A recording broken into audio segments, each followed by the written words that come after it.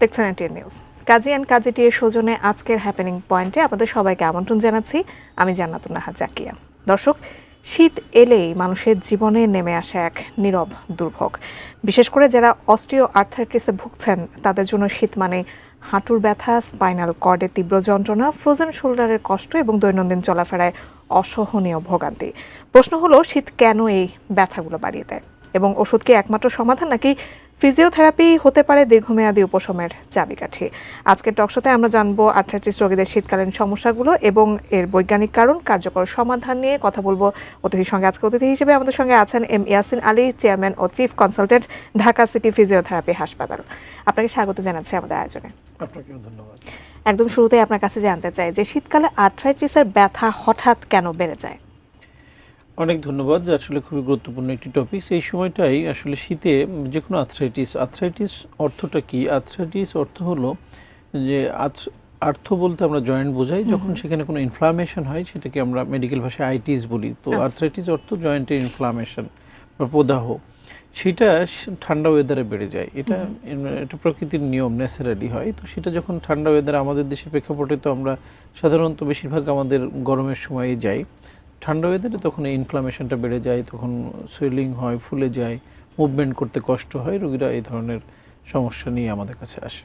আচ্ছা, osteo arthritis এই জিনিসটা সম্পর্কে আপনার কাছে জানবো, এবং রিউমাটয়েড আর্থ্রাইটিস, শীতে কোনটা আসলে বেশি কষ্টদায়ক? ধন্যবাদ। আসলে আমাদের দেশের প্রেক্ষাপটে অস্টিও আর্থ্রাইটিস এবং রিউমাটয়েড আর্থ্রাইটিস এই দুইটাই আমরা বেশি কমনলি পেয়ে থাকি, কিন্তু ওয়ার্ল্ডে প্রায় 100 বা তার অধিক রকমের আর্থ্রাইটিস রয়েছে। তো আর্থ্রাইটিসের মধ্যে অস্টিও আর্থ্রাইটিসটা হলো সবচেয়ে কমন, এবং এটা হলো বড় বড় জয়েন্টগুলোকে অ্যাটাক করে, যেমন হাঁটু, hip joint, shoulder joint, spine. আর যেটাকে আমরা রিউমাটয়েড আর্থ্রাইটিস বলি সেটা হলো ছোট ছোট জয়েন্টে, যেমন হাত পায়ের ছোট ছোট জয়েন্ট, পায়ের ছোট ছোট জয়েন্ট, এগুলোতে অ্যাটাক করে। এখানে দুইটা বিষয় আছে। একটা হলো অস্টিও আর্থ্রাইটিসটা হলো আমাদের ডিজেনারেটিভ কারণে, বয়সের সাথে সাথে হয়।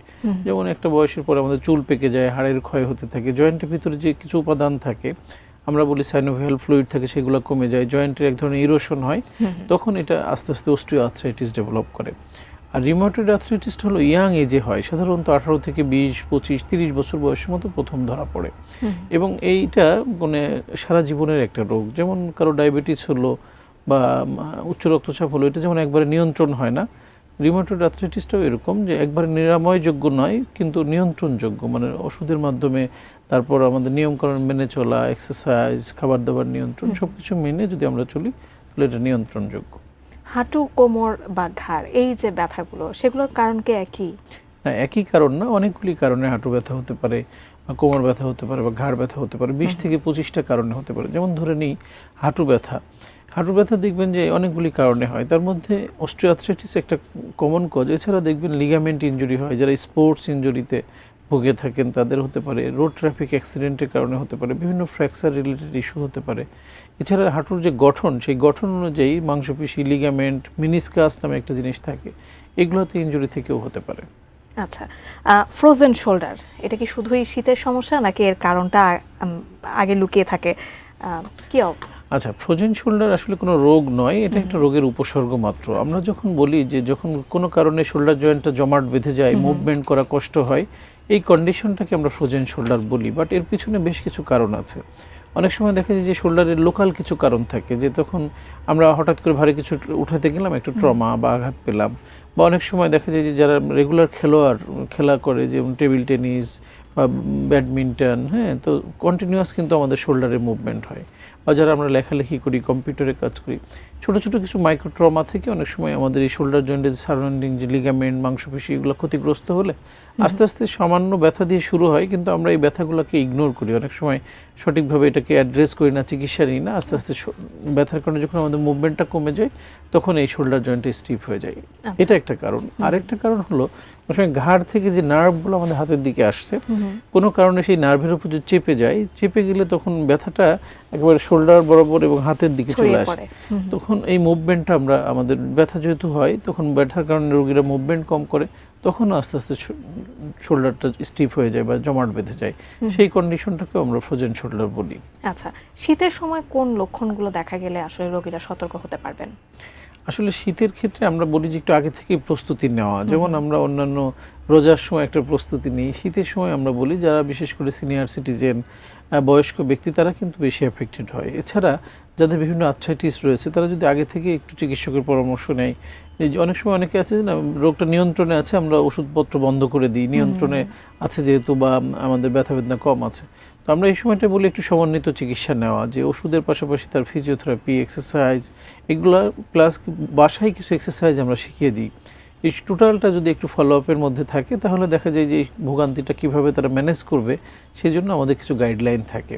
তো সেটা ফলো করলে অনেকাংশে এটা মানে মেনটেন করা সম্ভব। আপনি ওষুধ বন্ধ করে দেওয়ার কথা বলছিলেন, আমরা আমাদের দেশে বয়স্ক মানুষদের যেমনটা দেখি তারা কিন্তু তাদের ব্যথাটা উপেক্ষা করতে চায়।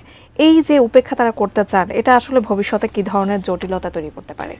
হ্যাঁ, এক্ষেত্রে যেটা হয় যে আমরা হয়তো আর্লি স্টেজে যখন একজন চিকিৎসকের কাছে আসে তার জিনিসটাকে নিয়ন্ত্রণে আনা সহজ হয় এবং তার ভোগান্তি যেমন কমে, সাথে তার কস্টিংটাও কমে, যে তার দীর্ঘমেয়াদী চিকিৎসার প্রয়োজন পড়ে না। কিন্তু যখন এটা লেট স্টেজে আসে অনেক সময় আস্তে আস্তে ডিফর্মিটি তৈরি হয়, তার হয়তো ডিসএবিলিটি গ্রো করে, সে হয়তো নিচে বসে আর নামাজ পড়তে পারছে না, তার অনেক ধরনের কাজে তার হয়তো রেস্ট্রিকশন চলে আসছে। হয়তো প্রাথমিকভাবে সে যদি ট্রিটমেন্ট নিত তাহলে তার মুভমেন্টগুলো স্বাভাবিক থাকতো, তার স্বাভাবিক জীবনযাপনে কোনো অসুবিধা হতো না। আচ্ছা, বয়স্ক ছাড়াও এখন কিন্তু তরুণদের মধ্যেও আর্থ্রাইটিস দেখা যাচ্ছে, এটার কারণ আসলে কি? হ্যাঁ, আমরা সেটাই বলেছিলাম যে যেমন তরুণদের মধ্যে যেটা হয় যে রিউমাটয়েড আর্থ্রাইটিস নামে একটা ডিজিজ আছে, এছাড়া মেরুদণ্ডের একটা রোগ আছে আমরা বলি অ্যাঙ্কাইলোজিং স্পন্ডালাইটিস। সেটা হলো মেরুদণ্ডের যে নর্মাল আমাদের কার্ভগুলো থাকে সেই কার্ভারচারগুলো স্ট্রেট হয়ে যায়। এটা ইয়াং এজে ধরা পড়ে। দেখা যায় যে ফ্যামিলি হিস্ট্রি যদি থাকে সেক্ষেত্রে হতে পারে, অথবা ফ্যামিলি হিস্ট্রি ছাড়াও হতে পারে। এটা একটা অটো ইমিউন ডিজিজ, মানে এটা আমাদের শরীরে যে রোগ প্রতিরোধ ক্ষমতা, যেটাকে আমরা ইমিউনিটি বলি, সেই ইমিউনিটি এটাকে প্রোটেক্ট করতে পারে না। সো এটা এক ধরনের অটো ইমিউন ডিজঅর্ডার আমরা বলি। এটা কোনো ভাইরাল ইনফেকশন বা ব্যাকটেরিয়াল ইনফেকশনের কারণে হলো এরকম না, এটা শরীরের যে রোগ প্রতিরোধ ক্ষমতাকে প্রোটেক্ট করতে না পারায় এই রোগটা হয়। তখন এটাকে আমরা বলি একটা কয়েকটা জিনিস একসাথে করা, যেমন কিছু ইমিউনোসাপ্রেসিভ ড্রাগ থাকে, সেটা যদি কন্টিনিউ করে তাদের এটা হতে পারে। এক্ষেত্রে আমরা ডিজিজ মডিফাইং কিছু ড্রাগ মানে ওষুধের প্রয়োজন, সাথে সাথে তার এক্সারসাইজের খুব প্রয়োজনীয়তা এখানে থাকে, লিগামেন্টগুলো যেন শক্ত না হয়ে যায়, মুভমেন্ট স্বাভাবিক থাকে। এই রোগে যেটা হয় যেমন আমরা যেমন ডানে বামে মুভ করছি, এই আক্রান্ত রোগীটা আস্তে আস্তে এই মুভমেন্টটা লস করে, তাই একেবারে স্ট্যাটিক হয়ে যায়, সে আর মুভ করতে পারে না।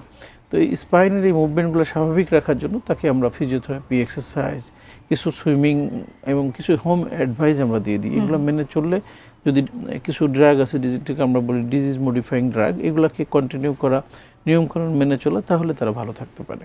আমরা এ সম্পর্কে আরো কিছু আপনার কাছে জানবো, তবে তার আগে দর্শক, আমাদের হ্যাপেনিং পয়েন্টের আয়োজনে এই মুহূর্তে একটা বিরতি নেবার সময় হয়ে গেছে। একটা বিরতির পর ফিরছি, আমাদের সাথেই থাকুন।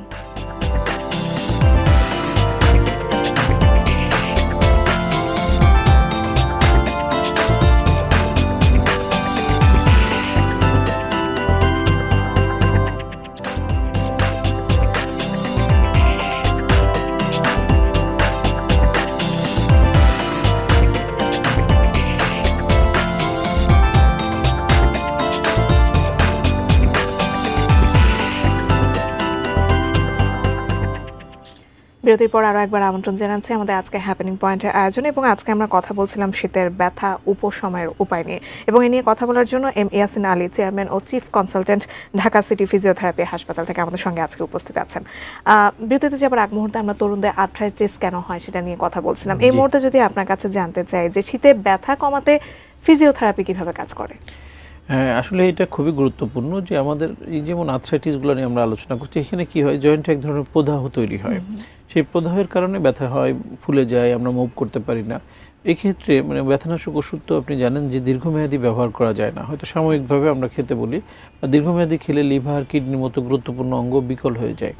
এই ক্ষেত্রে ফিজিওথেরাপির মাধ্যমে আমরা এই ইনফ্লামেশনটাকে কমাতে পারি, যেটা ওষুধের বিকল্প হিসেবে কাজ করে, এবং জয়েন্টের যে নর্মাল মুভমেন্ট থাকার কথা সেটা কমে যায়, আমরা ফিজিওথেরাপির মাধ্যমে সেটা আবার স্বাভাবিক করতে পারি বা রেস্টোর করতে পারি।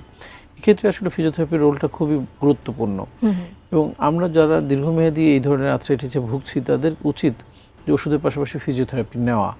অন্যথায় দেখা যায় যে তাদের জয়েন্টটা আস্তে আস্তে স্টিফ হয়ে যাচ্ছে। ওষুধে কী হয়, সাময়িকভাবে ব্যথাটা কমায়, বাট ওই ইনফ্লামেশন কমানো বা ওইখানকার যে মুভমেন্টটাকে স্বাভাবিক করা, তেমন জয়েন্টের যে চারিদিকে মাংসপেশি লিগামেন্টগুলো রয়েছে সেগুলোকে সুস্থ করা, এটা ওষুধের পক্ষে সম্ভব না। এই জন্য সমন্বিতভাবে যদি ওষুধের পাশাপাশি ফিজিওথেরাপি নেওয়া যায় তাহলে রোগীরা দীর্ঘমেয়াদী ভালো থাকে এবং এটার যে জটিলতা সেগুলো থেকে মুক্ত থাকে। তাহলে আপনি বলতে চাচ্ছেন যে অনেক ক্ষেত্রে ওষুধের চেয়ে আসলে ফিজিওথেরাপি বেশি কার্যকর ভূমিকা Right. রাখে। আচ্ছা, নিয়মিত ফিজিওথেরাপি কি সার্জারির ঝুঁকি কমাতে পারে? হ্যাঁ, অনেকাংশে কমাতে পারে। যেমন আমরা দেখি যে কারো অস্টিওআর্থ্রাইটিস, আমরা যদি শুধু নি জয়েন্টের কথাই বলি, সেক্ষেত্রে অস্টিওআর্থ্রাইটিসটাকে আমরা 3টা গ্রেডে ভাগ করি, যেহেতু প্রাথমিক, মধ্যম এবং খুব সিভিয়ার। প্রাথমিক এবং মধ্যম পর্যায়ে থাকলে সেক্ষেত্রে ফিজিওথেরাপি এবং লাইফস্টাইল মডিফিকেশনের মাধ্যমে রোগীরা সুস্থ থাকতে পারে। কিন্তু খুব সিভিয়ার বা অ্যাডভান্স স্টেজে চলে গেলে তখন হয়তো সার্জারির প্রয়োজন পড়ে। এখন সেই অ্যাডভান্স স্টেজটাকে যদি আমি ডিলে করতে চাই বা সেটাকে যদি মনে করি যে প্রিভেন্ট করতে চাই, তাহলে আমাকে ফিজিওথেরাপি এবং এক্সারসাইজের মাধ্যমে থাকতে হবে। আচ্ছা, অনেকে আছে যে ব্যথা হচ্ছে, ইগনোর করছে, কিন্তু দেখা যায় একটা সময় যে খুব সিভিয়ার আকার ধারণ করছে। তো সেই জায়গাটাই যদি আমরা আগে থেকে আর্লি স্টেজে পদক্ষেপ নিই, ওষুধ খাই, ফিজিওথেরাপি নিই, এর সাথে কিছু সাপ্লিমেন্টের প্রয়োজন পড়ে, যেগুলো খেলে জয়েন্টের ভিতরে ফ্লুইডগুলো বাড়ে, জয়েন্টের হেলথ ভালো থাকে। এছাড়া কিছু লাইফস্টাইলের চেঞ্জ আনা, যেমন আমরা বলি যে আধা ঘন্টা 40 মিনিট ঘাম ঝরিয়ে হাঁটা, শরীরের ওজনটাকে নিয়ন্ত্রণে রাখা, খাদ্য খাবারের মধ্যে ক্যালসিয়াম, ভিটামিন ডি এই সমৃদ্ধ খাবারগুলো খাদ্য তালিকায় রাখা, এইগুলো খুব গুরুত্বপূর্ণ। যেমন বডি ওয়েট একটা খুব গুরুত্বপূর্ণ ফ্যাক্টর।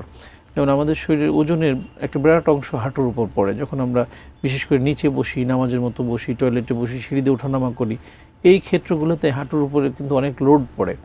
সেটা আমার শরীরের ওজনের যে অংশ, সেটা একটা 60% হচ্ছে হাঁটুর উপর পড়ে। সো সেই ক্ষেত্রে ওজন যদি নিয়ন্ত্রণে থাকে, অনেকাংশে এই অস্টিওআর্থ্রাইটিস অফ নি জয়েন্ট এটাকে আমরা নিয়ন্ত্রণে রাখতে পারি। বাড়িতে বসে নিরাপদ কোন ব্যায়ামগুলো করা যেতে পারে? আচ্ছা, খুবই গুরুত্বপূর্ণ। আসলে আমরা হোম যে অ্যাডভাইসগুলো দিই, এটা কিন্তু ক্ষেত্র বিশেষে ভেরি করে। যেমন দেখা যায় আপনি ওষুধের দোকানে দেখবেন অনেক ধরনের ওষুধ রয়েছে, সব ওষুধগুলো কিন্তু একজন রোগীর জন্য নয়। আসলে ওই রোগীর জন্য একজন চিকিৎসক যে প্রেসক্রিপশন করবে, সেই ডোজ অনুযায়ী ওই ওষুধটা তার জন্য উপযোগী। ঠিক তেমনই আমাদের ফিজিওথেরাপির ক্ষেত্রেও নর্মালি একজন সুস্থ স্বাভাবিক মানুষ আমরা যে এক্সারসাইজগুলো করি, যেমন আমরা হাত পা নাড়ালাম, জগিং করলাম, মুভমেন্ট করলাম, সাইক্লিং করলাম, অল আর আমরা বলি অ্যারোবিক এক্সারসাইজ। এটা যে কোনো মানুষ, সুস্থ মানুষ করতে পারে। কিন্তু ফিজিওথেরাপির ক্ষেত্রে আমরা যেটা করি, আমরা বলি থেরাপিউটিক এক্সারসাইজ। রোগ অনুযায়ী এই এক্সারসাইজগুলো ভিন্ন ভিন্ন, সবার জন্য সেম না। অ্যাজ ইউজুয়াল যদি আমি বলে দিলাম যে আপনি এটা করবেন, এটা কিন্তু না। প্রত্যেকটা মানুষ আমরা ইন্ডিভিজুয়াল, আমাদের রোগের ধরন আলাদা, আমাদের শরীরের গঠন আলাদা। সো এক কথায় আমরা এক্সারসাইজগুলো বলতে পারবো না। তবে ওই ব্যক্তি কি তাকে মানে অ্যাসেসমেন্ট করে তার নিকটস্থ একজন ফিজিওথেরাপি বিশেষজ্ঞ তাকে একটা সঠিক গাইডলাইন দিতে পারবে যে আপনার জন্য এই এক্সারসাইজগুলো আপনি এখন করবেন। সো ইন জেনারেলি আসলে বলাটা কঠিন। এমনিতে যেটা করতে পারে, খুব তীব্র ব্যথার জায়গায় আমরা একটু গরম সেক দিতে বলি, অ্যাকিউট পেইন হলে, কোথাও হঠাৎ আঘাত পেলে আমরা একটু বরফের সেক দিতে বলি, জায়গাটাকে এলিভেটেড করে রাখতে বলি, উঁচু করে রাখা এবং ইমোবিলাইজ করে রাখা। আর কিছু সিম্পল এক্সারসাইজের কথা আমরা নর্মালি বলি, যেমন হয়তো হাতটাকে মানে আমরা হয়তো শোল্ডার জয়েন্টে ব্যথা আছে, আমরা যদি মুভমেন্ট না করি জয়েন্টটা আরও স্টিফ হয়ে যাবে। সো আমরা বলি আমাদের নিজেদের যে স্বাভাবিক মুভমেন্টগুলো ওই হাতে করতে, হ্যাঁ, আদারওয়াইজ জয়েন্টটা আরও শক্ত হয়ে যায়। ঠিক এরকম কিছু সিম্পল মুভমেন্ট, যেটা রোটেশন বলি, বিভিন্ন স্ট্রেনথেনিং প্রোগ্রাম আছে, এগুলো আসলে একজন বিশেষজ্ঞ চিকিৎসকের পরামর্শ নিয়ে করা উচিত। আচ্ছা, শীতে আর্থ্রাইটিস রোগীরা আসলে জীবনযাপনে কি কি পরিবর্তন আনতে পারেন? হ্যাঁ, আমাদের এই খাদ্য খাবারের মধ্যে একটা পরিবর্তনের কথা আমরা বলি। যেমন এই সময় আরেকটা জিনিস আমরা বেশি পাই, যেমন গাউটি আর্থ্রাইটিস, যেটা গাউট বা যেটা ইউরিক অ্যাসিড নামে একটা উপাদান আমাদের রক্তে বেড়ে গেলে সাধারণত এই গাউটি আর্থ্রাইটিস হয়, যেটা বাংলায় গেটে বাত বলে। তো শীতের সময় আমাদের দেশে যে কিছু মানে সবজির এই সময় আমরা পাই, সিমের বীজ, বরবটি, পুঁই শাক, এই জাতীয় খাবারের মধ্যে ইউরিক অ্যাসিডটা বেশি থাকে। এছাড়া আমরা দেখি যে আমাদের দেশের প্রেক্ষাপটে এই সময়টা একটু মানে বিভিন্ন ফেস্টিভ মুড থাকে, ওয়েডিং সিজন বলা হয়, অনেক সময় ট্রাভেলে যায়, ট্যুরে যায়, ঘুরতে যায়। সো দেখা যায় যে রেড মিট বা প্রোটিন জাতীয় খাবারটা বেশি খাওয়া পড়ে, যে কারণে অনেকে এই গাউটে আর্থ্রাইটিসে আক্রান্ত হন। এই সময় আমরা যেটা বলি যে যতটা সম্ভব মানে প্রোটিন ডায়েটটাকে একটু রেস্ট্রিক্টেড করা বা কমানো, সাথে আমরা প্রতিদিন আধা ঘন্টা 40 মিনিট ঘাম ঝরিয়ে হাঁটা। শীতের সময় কিন্তু অনেকে মুভ করতে চায় না, যে কারণে অনেক সময় ওবেসিটি গ্রো করে, ডায়াবেটিস, উচ্চ রক্তচাপ এগুলো নিয়ন্ত্রণে থাকে না, সাথে সাথে আর্থ্রাইটিসেরও প্রবলেম দেখা যায়। এই জন্য ফিজিক্যালি অ্যাক্টিভ থাকা, আধা ঘন্টা 40 মিনিট ঘাম ঝরিয়ে হাঁটা, সূর্যের আলোতে একটু আধা ঘন্টা 40 মিনিট থাকা, সপ্তাহে 3 দিন, এইগুলো যদি আমরা খাদ্য খাবার নিয়ন্ত্রণ পাশাপাশি এই জিনিসগুলো আমাদের জীবনযাত্রায় পরিবর্তন নিয়ে আসি, তাহলে অনেকাংশে এই আর্থ্রাইটিসের মানে জটিলতা থেকে ভালো থাকা যাবে। আচ্ছা, আপনি বয়স্কদের কথা বলছিলেন এবং আর্থ্রাইটিস রোগীদের কথা বলছিলেন। খাদ্যাভ্যাসে যে পরিবর্তন, আমরা এখন যে তরুণরা আছে তারা দেখা যায় যে ফাস্টফুডের উপরে খুব বেশি নির্ভরশীল। তারা আসলে কিভাবে এ থেকে রক্ষা পেতে তাদের খাদ্য তালিকায় পরিবর্তন আনতে পারেন? হ্যাঁ, খুবই গুরুত্বপূর্ণ একটা ইনফরমেশন আপনি জানতে চেয়েছেন। আসলে আমরা বর্তমান যে সময়টা পার করছি, আমাদের যেমন দীর্ঘ সময় বসে কাজ করার অভ্যাস, আমরা ল্যাপটপ, ডেস্কটপ, মোবাইলে নেট ব্রাউজিং করছি, ঘন্টার ঘন্টা বসে কাজ করছি, পাশাপাশি যে খাবারগুলো আমাদের অ্যাকচুয়ালি খাওয়া দরকার আমরা সেটা খাচ্ছি না। আপনি বলেছেন যে যথার্থ বলেছেন যে ফাস্ট ফুড, জাঙ্ক ফুডগুলো খাচ্ছি, যার কারণে আমাদের পুষ্টিগুণটা খুব কম। এই কারণে আমাদের কয়েকটা জিনিস কিন্তু বেড়ে যাচ্ছে। এখন আমরা দেখতে পাচ্ছি যে ওবেসিটি খুব বেশি, মানে মানুষ ওবেজ হয়ে যাচ্ছে, সাথে সাথে তার লাইফস্টাইল ডিজিজ যেগুলো আমরা বলি ডায়াবেটিস, উচ্চ রক্তচাপ, ডিসলিপিডিমিয়া বা কোলেস্টেরল পরিমাণ বেড়ে যাওয়া, তো এগুলো কিন্তু মানে মারাত্মক আকার ধারণ করছে। এবং সাথে সাথে এই মানুষটা যখন 40 অ্যাবাভ মানে হচ্ছে বা ক্রস করছে, তার যে ওবেসিটির কারণে এই ডিজিজগুলোর সাথে সাথে অন্যান্য সমস্যা তৈরি হচ্ছে। এই জন্য এই খাবারগুলোকে যতটা সম্ভব, আমরা যে একেবারে খাবো না তা না, পরিমাণে কমায় দেওয়া।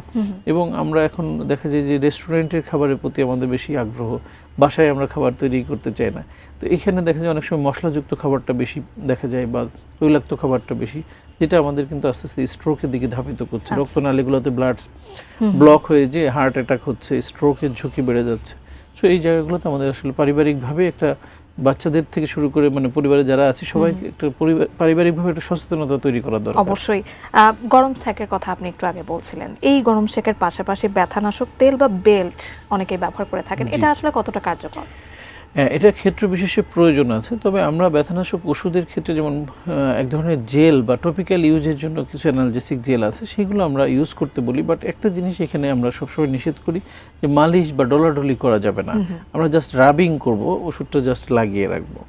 অনেকে আছে বিভিন্ন রকম তেল বা বিভিন্ন রকম ইয়ে দিয়ে অনেক সময় মাসাজ করে, মালিশ করে, যেটা অনেক সময় উপকারের থেকে ক্ষতি হয়, সফট টিস্যু ইনজুরি হয়, অনেকেই জানেন না। রাইট। আর এছাড়া আপনি যে বেল্টের কথা বললেন, আমরা সার্ভাইকাল রিজনে সার্ভাইকাল কলার ব্যবহার করতে বলি, কোমরে একটা বেল্ট ইউজ করতে বলি।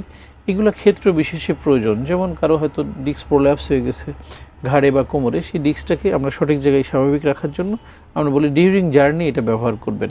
বাট এটা প্রলং টাইম না। যেমন দেখা যায় যে অনেকে কারণ ঘুমানোর সময়ও ব্যবহার করছে, বসে কাজ করছে তখনও ব্যবহার করছে, এটাতে তার ঘাড়ের মাংসপেশি বা লিগামেন্টগুলো আরও দুর্বল হয়ে যায়, যে সমস্যাটা বেড়ে যায়। অনলি ফর জার্নি আমরা ইউজ করতে বলি, যে জার্কিং হবে, ঝাঁকি লাগবে, এই সময়গুলোতে এই ধরনের বেল্টগুলো ইউজ করতে হবে। বাট যখন আপনি নর্মালি কাজ করবেন বা রেস্টে থাকবেন, তখন অবশ্যই খুলে রাখবেন। আমরা আমাদের আয়োজনে একেবারে শেষ পর্যায়ে চলে এসেছি। আপনার কাছে একদম শেষেই জানতে চাই যে একজন আর্থ্রাইটিস রোগীর জন্য শীতের ব্যথা মোকাবেলায় আপনার প্রধান পরামর্শ কি থাকবে? অনেক ধন্যবাদ আপনাদেরকে এত সুন্দর একটা আয়োজনের জন্য। আসলে এই সময়টাই আমাদের যেটা বলছিলাম যে একটু প্রস্তুতিমূলক কিছু বিষয় থাকে, যেমন কিছু ফুড সাপ্লিমেন্ট আছে যেগুলো খেলে জয়েন্টের হেলথ ভালো থাকে। যেমন আমরা বলি গ্লুকোসামাইন, কনরোটিন, MSM, হাইলোরোনিক অ্যাসিড, এই ধরনের কম্বিনেশন কিছু ফুড সাপ্লিমেন্ট পাওয়া যায়, ক্যালসিয়াম, ভিটামিন ডি, যেগুলো একটু খাদ্য তালিকায় বা মানে এটা একটা সাপ্লিমেন্ট যেহেতু খাদ্যের মধ্যে খাওয়া। এছাড়া ফিজিক্যালি অ্যাক্টিভ থাকা, কাজকর্মের মধ্যে থাকা, আর শরীর ওজন নিয়ন্ত্রণে রাখা, অন্যান্য ডিজিজ যদি থাকে ডায়াবেটিস, উচ্চ রক্তচাপ, সেগুলোকে নিয়ন্ত্রণে রাখা, আর প্রতিদিন না হলেও সপ্তাহে 5 দিন ঘাম ঝরিয়ে হাঁটা, এটা আমাদের একটা সুস্থ স্বাভাবিক মানুষের এবং ইভেন আর্থ্রাইটিসের ব্যথা কমাতেও সাহায্য করে। অসংখ্য ধন্যবাদ আমাদের আজকের আয়োজনে যুক্ত হওয়ার জন্য। আপনাকেও ধন্যবাদ। দর্শক, আজকে ঢাকা সিটি ফিজিওথেরাপি হাসপাতালের চেয়ারম্যান এবং chief consultant M Yasin Ali আমাদের সাথে উপস্থিত ছিলেন এবং শীতের ব্যথা কমানোর বা উপশম করার বেশ কিছু পরামর্শ তিনি আমাদেরকে জানিয়েছেন। নিশ্চয়ই এই কথাগুলো আপনাদের সবার জেনে উপকৃত হবেন। এবং আজকে হ্যাপেনিং পয়েন্ট দর্শক আমরা এখানেই শেষ করছি। অন্য কোনো দিন নিশ্চয়ই আমরা অন্য কোনো বিষয় নিয়ে আবারও আপনাদের সামনে চলে আসবো। সেই পর্যন্ত এটিএন নিউজের সঙ্গে থাকবেন। ধন্যবাদ।